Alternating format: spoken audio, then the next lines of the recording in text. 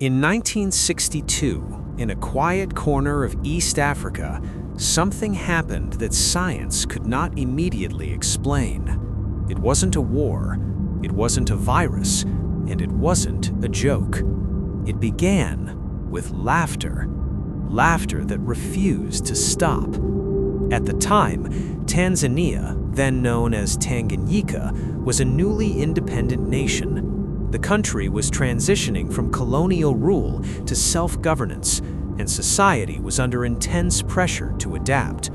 Schools followed strict European systems, discipline was rigid, emotions were suppressed, and young students carried the silent weight of expectation. On January 30th, 1962, at Kashasha Girls' Boarding School near Lake Victoria, 3 students suddenly began to laugh.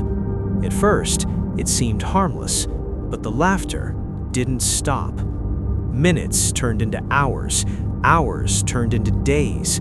The girls were exhausted, frightened, and in pain, but unable to control themselves. Within days, the laughter spread through the school. More than 90 students were affected. Some laughed uncontrollably, others cried, fainted, or complained of chest pain and breathing difficulties. Classes were disrupted, panic people. Fear replaced routine. This was no longer normal behavior. After weeks of chaos, authorities shut the school down. The girls were sent home, and many believed the problem would finally end. But instead, the laughter followed them. As the students returned to their villages, the epidemic spread. Nearby schools were forced to close. Entire communities were affected.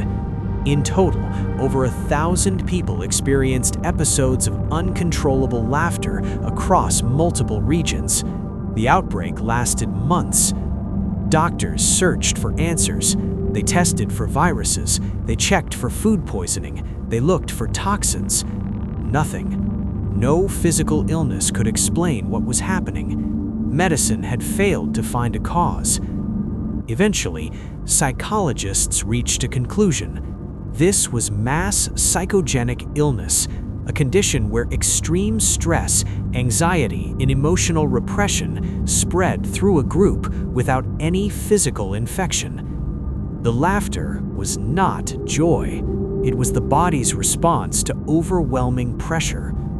As routine slowly returned and social pressure eased, the laughter faded. No medication cured it. No single action stopped it. It ended quietly, the same way it began. The Laughing Epidemic of Tanzania remains one of the strangest psychological events in recorded history, a reminder that the human mind can be as powerful as any disease. And sometimes, laughter isn't happiness at all.